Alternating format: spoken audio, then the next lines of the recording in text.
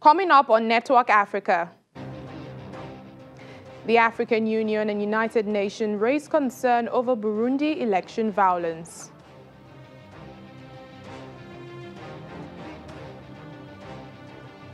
AU Chairperson Cyril Ramaphosa addresses 73rd World Health Assembly, calls on international community to unite in global solidarity against COVID-19.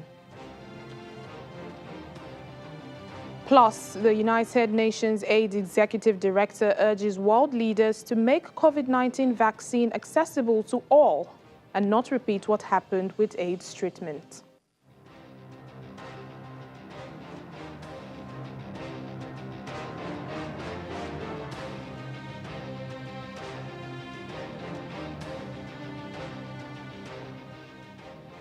Hello and welcome to the program. I'm Layo Adegoke. Rwandan genocide survival groups have welcomed the arrest in France of one of the most wanted men accused of being behind the mass killings. After more than 25 years on the run, Félicien Kabuga was detained near Paris, where he had been living under a false identity. Let's take a look at this and other stories that made headlines over the weekend. Rwandan genocide suspect Félicien Kabuga was arrested on Saturday near Paris after 25 years on the run. The 84-year-old, who is Rwanda's most wanted man and had a $5 million bounty on his head, was living under a false identity.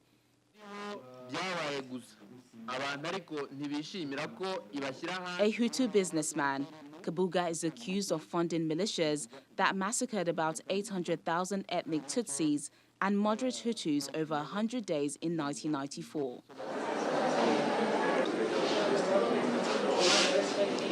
Also on Saturday, Zimbabwean President Emmerson Mnangagwa extended a nationwide lockdown meant to control the spread of COVID-19.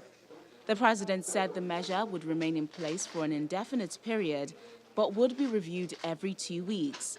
Zimbabwe imposed its lockdown on March 30th and has recorded 44 confirmed coronavirus cases and 4 related deaths. Political parties in Burundi staged a final rally with thousands of people dancing to music, chanting slogans of support, and waving flags on Saturday. The East African nation holds its first competitive presidential election on Wednesday since a civil war erupted in 1993.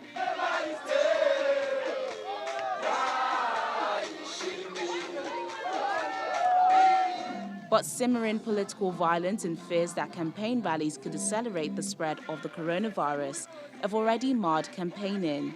Independent media, both national and international, have been unable to report on the elections. Same for civil society. A lot of people left the country because of the 2015 violence, and we've seen that prior to the election, the political space really closed. So it's been very difficult to get a fair assessment of the extent to which these will be free and fair elections. Burundi has so far officially recorded only 42 cases and 1 death from the virus, but doctors and the opposition accuse the government of hiding the true extent of the outbreak. On Saturday, 4 top World Health Organization officials left the country after the government expelled them with no explanation. And on Sunday, Benin held local elections without leading opposition parties as authorities pushed ahead with the votes despite concerns over the coronavirus pandemic and calls for a delay. Opponents had called on voters to boycott the poll over the political situation and the risk from the coronavirus. Observers say voter turnout was low.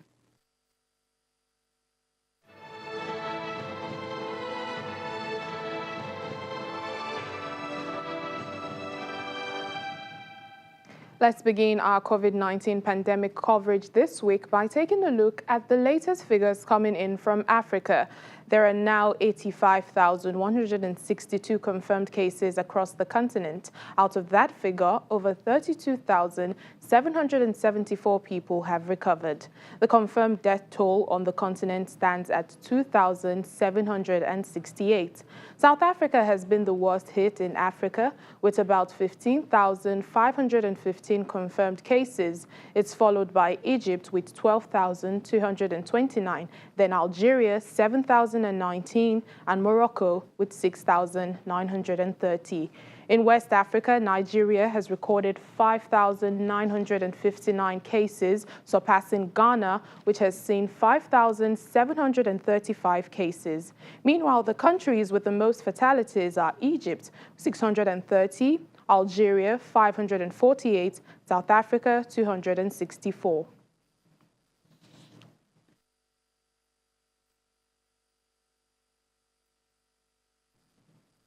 Well, many elections were scheduled to take place this year across Africa, and though some have been put on hold due to the COVID-19 pandemic, some leaders are going ahead as planned. In Malawi, Vice President Saulos Chilima wants his supporters to literally embrace backers of other parties that he's formed an alliance with. He has come under fire for his remarks, as there are warnings that this could encourage the spread of coronavirus. Mr. Chilima is Lazarus Chakwera's running mate in a presidential election rerun that is expected in July.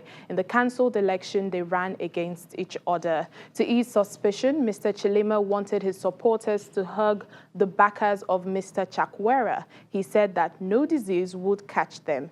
Malawi has 65 confirmed cases of COVID-19. And in Burundi, the African Union and the United Nations have raised concerns about clashes between rival supporters during campaigns ahead of Wednesday's presidential and parliamentary elections. They are appealing to all sides to refrain from acts of violence, urging security forces to ensure a fair election. Human rights groups say close to 150 opposition members have been arrested since Burundi's election campaign began 3 weeks ago. President Pierre Nkurunziza is not running for re-election, but is expected to remain politically powerful after the government approved legislation that gives him the title of paramount leader after he steps down. Away from electoral matters, the African Union chairperson Cyril Ramaphosa says the COVID-19 pandemic has highlighted the dangerous and growing inequality that exists within and between countries. He calls on international community to unite in global solidarity to tackle the virus. The South African president made the comments while addressing the virtual 73rd session of the World Health Assembly at the invitation of the Director General of the World Health Organization, Dr. Tedros Ghebreyesus. President Cyril Ramaphosa says that assistance to Africa needs to include debt relief and help with diagnostics, drugs, and medical supplies. He adds that Africa affirms its full support for the World Health Organization, which he says had been key in guiding the international response to the coronavirus pandemic. Meanwhile, the United Nations Aid Executive Director Winnie Binyamina has advised that COVID-19 vaccines must be free to all races in case scientists discover one. She says world leaders must unite behind the development, what she has called a people vaccine. Bianyima, in a message ahead of the opening of the 73rd World Health Assembly, says in the event that an effective vaccine for COVID-19 is discovered, there must be equality between the developed and least developed countries in accessing it. She adds that world leaders must not repeat what happened with AIDS treatments, where for years those who could not afford them were left to die. As we've seen with HIV, and as we now see with coronavirus, epidemics affect everyone, but they do not affect everyone equally. To fight COVID, we have to fight inequality, because pandemics feed on and widen inequalities. Together, we want all leaders to guarantee that when a safe and effective vaccine is developed, it is produced rapidly at scale and made available for all people in all countries free of charge. The same applies for all treatments, tests, and other technologies. No one should be sent to the back of the COVID queue because of the color of their skin or the money in their pocket. We have learned from the African Union that their efforts to pool resources to buy test kits and protective gear at market prices are frustrated by rich countries buying huge amounts to stock up for themselves. There's real fear that if a vaccine is developed, it may not be affordable or available for the poor parts of the world. This is unacceptable. All lives matter. That is why we are calling on all governments to unite behind a people's vaccine to protect all of humanity.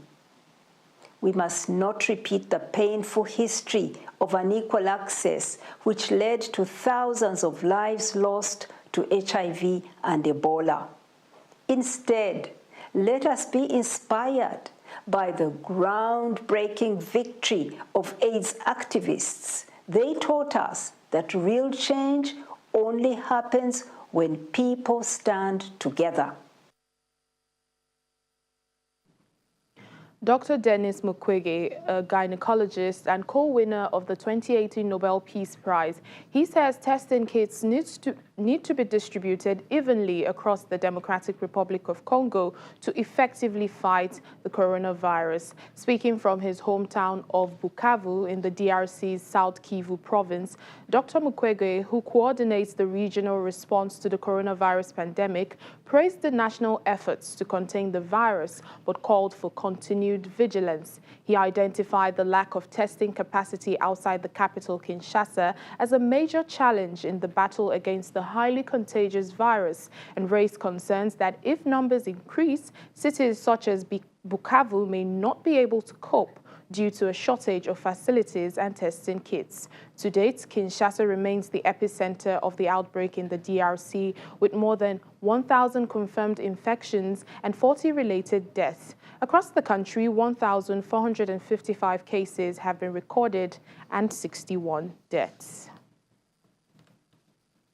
And briefly away from the COVID-19 pandemic update, still in the Democratic Republic of Congo, at least 14 people have been killed after a boat capsized on the Congo River in Tanganyika province in the eastern region. Officials say 36 people have been rescued and the search is ongoing for other survivors. Local media is reporting that the boat was overloaded and was hit by a storm.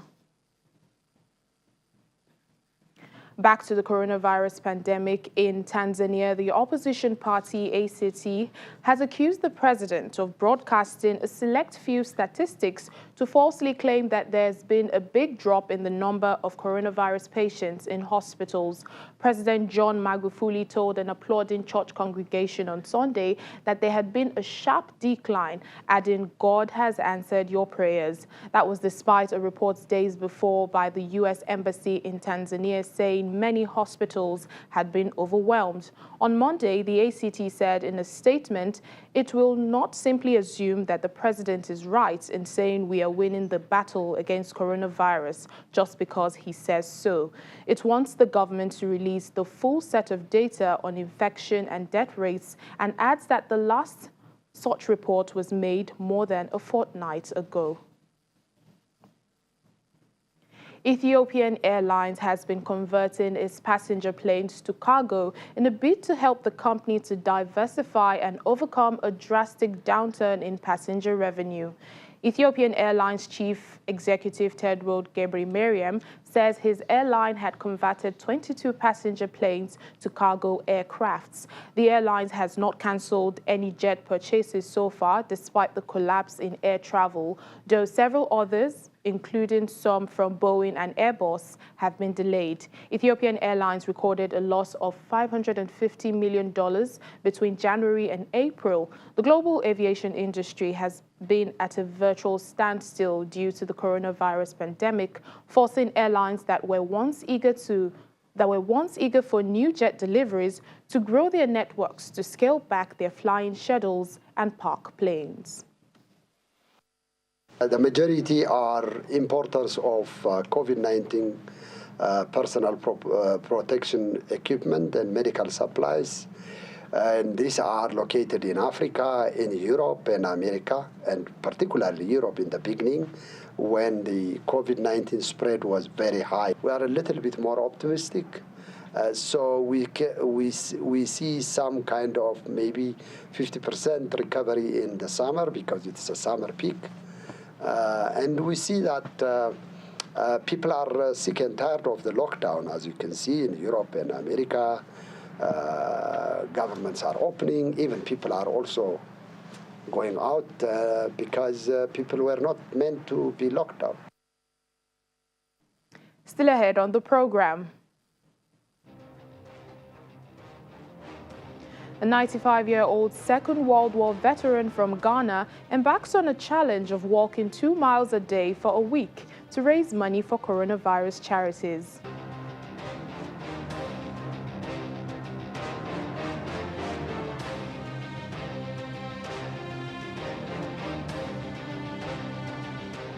Thanks for staying with us. Kenya's finance minister says the country will not seek a debt service standstill under a G20 initiative aimed at helping poor countries survive the COVID-19 pandemic.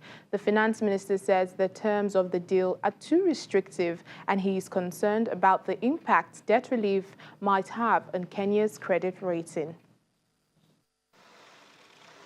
Kenya will not seek a debt service standstill under a G20 initiative aimed at helping poor countries weather the COVID-19 pandemic. The country's finance minister, Okta Yatani, who says the terms of the deal did not suit Kenya's needs, is also concerned about the impact that debt relief might have on Kenya's credit rating. The group of 20 major economies last month agreed to suspend payment obligations on bilateral debt owed by their least developed counterparts through the end of the year.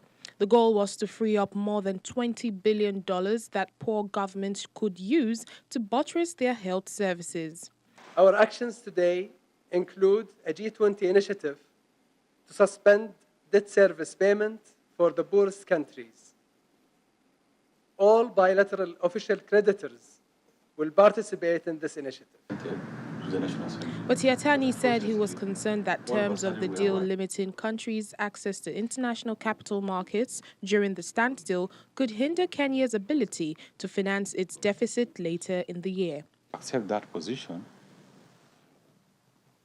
we may now upset other engagement, other terms of loans, and there are going to be a serious cross-default clause that now will impair us from accessing markets elsewhere. The East African nation is instead engaging creditor countries, including Germany, Sweden, Japan, China, and France individually, with the goal of securing moratoriums on debt service payments lasting around a year.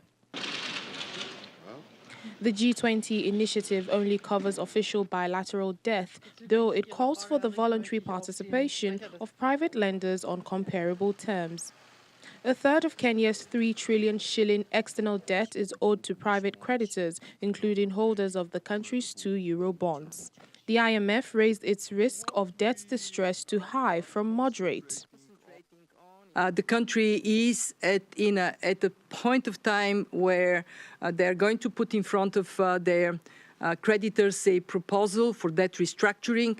It is really difficult time for everybody, but in particular, it is difficult for countries that already stepped into this crisis with complex challenges. Kenya's government has included a 55 billion shilling stimulus package aimed at preserving employment and consumer demand in the budget for the next fiscal year, which will be presented to Parliament on June the 11th.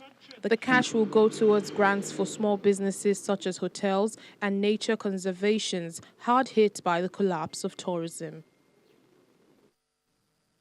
Egypt's Prime Minister says it will bring forward the start of its curfew by 4 hours to 5 p.m. and halt public transport from May the 24th for 6 days during the Eid holiday as it seeks to curb the spread of the coronavirus. Shops, restaurants, parks and beaches will be closed for the extended holiday at the end of the holy Muslim month of Ramadan, and restrictions on citizens' movements will remain in place for at least 2 weeks afterwards. Prime Minister Mustafa Madubli indicated that there could be a gradual reopening of some activities, including sports clubs and restaurants from mid-June, and that a reopening of places of worship would also be considered. After Eid, the curfew will last from 8 p.m. to 6 a.m., as it did before Ramadan.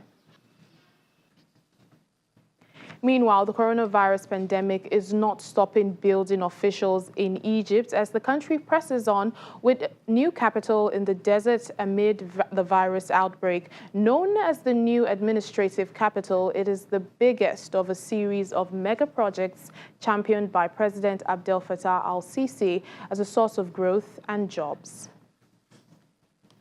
Its economy has stumbled due to the coronavirus outbreak. Construction at a new capital, taking shape east of Cairo, is continuing at full throttle after a short pause to adjust working practices. The level of activity at the desert site, where trucks rumble down newly built roads and cranes swing over unfinished apartment blocks, reflects the new city's political importance, even as the government grapples with the pandemic. We took about a week to 10 days until we could come up with a plan on how to weather the crisis and keep up to date with the government's decisions. We aim to keep the projects operational and attempted to make up for the lost time and at the same time protect the workforce, because they are the most important resource in all of this. Without them, all the projects would have stopped. Soon after the coronavirus began to spread, Sisi postponed moving the first civil servants to the new city and moved back the opening of a national museum adjoining the pyramids to next year. Productivity dipped as companies adapted to health guidelines and some laborers stayed home. We have clear instructions from His Excellency, the President, that the postponement of the opening is not a delay to the project. The project is running on time, and we are committed to a strict timetable, and we are adamant to keep going and increase the workforce. Launched in 2015 and designed as a high-tech smart city that will house 6.5 million people and relieve congestions in Cairo. It includes government and business districts, a giant park, and a diplomatic quarter, as yet unbuilt. Disinfection and other protective measures were visible at the construction site, 45 kilometers east of the Nile. Egypt has confirmed more than 10,000 coronavirus cases, but none at the new capital. As we end the program today, a 95-year-old Second World War veteran from Ghana has set himself the challenge of walking 2 miles a day for a week to raise money for coronavirus charities. Private Joseph Hammond hopes to raise $600,000 for frontline workers and vulnerable veterans across Africa.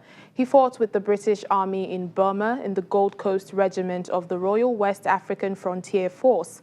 Now he says he has joined the fight in a different type of war to help health workers defeat COVID-19 on the continent. The money he raises will be used to purchase PPEs for COVID-19 frontline workers and vulnerable veterans in Commonwealth countries. The walk is being organized by a charity called the Guba Foundation.